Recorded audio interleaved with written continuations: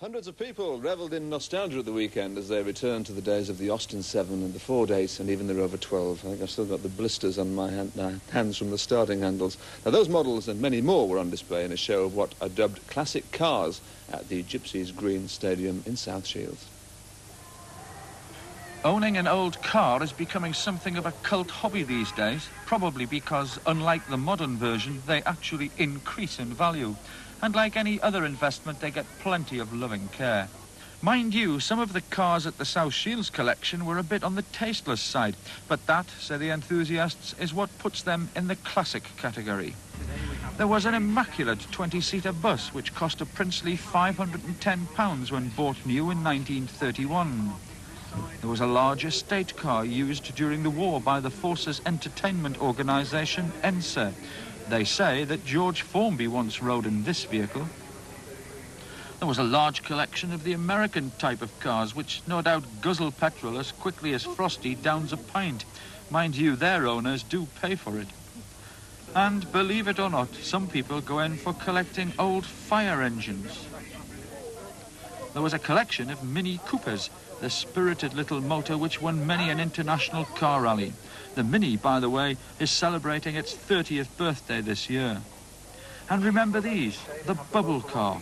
Noisy, uncomfortable, and the butt of many a joke. Yet they are loved by some people. To tamper with the engine of this beast is simple. Press a button and the whole body lifts up.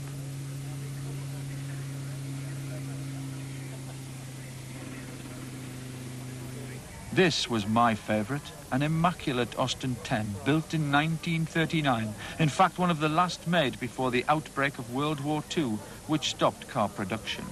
It's hard to believe now, but this car was actually abandoned in a pond when found by its present owner.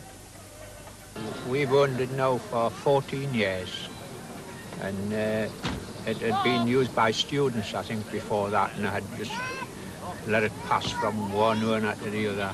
And when we got it, it was all brush painted, rotted inside, so we stripped the whole car, repainted it, done the headlinings, the floors and the seats. We've done every bit of work we do ourselves. One thing which was rather puzzling, considering that the collection contained cars less than 10 years old, just how do you define a classic car? Well, it's a frequent question asked. There's cars still produced today that are immediately become a classic car, i.e. the Aston Martin, Rolls-Royce and so on. On the other hand, you can get the humble Mini. That's becoming a classic car and so on. You know, it's a difficult question to put into a breed. Anything that's rare about it? No, not particularly. It's not something you could say that's going to, you know, jump up in value. It's just something that maybe there isn't many of them made, or it's just a question of taste, really. Well, you know, they're in better nick than Frosty's car. I had to give him a lift to work today when he blew a gasket. He said it was on his car. I don't know whether it was.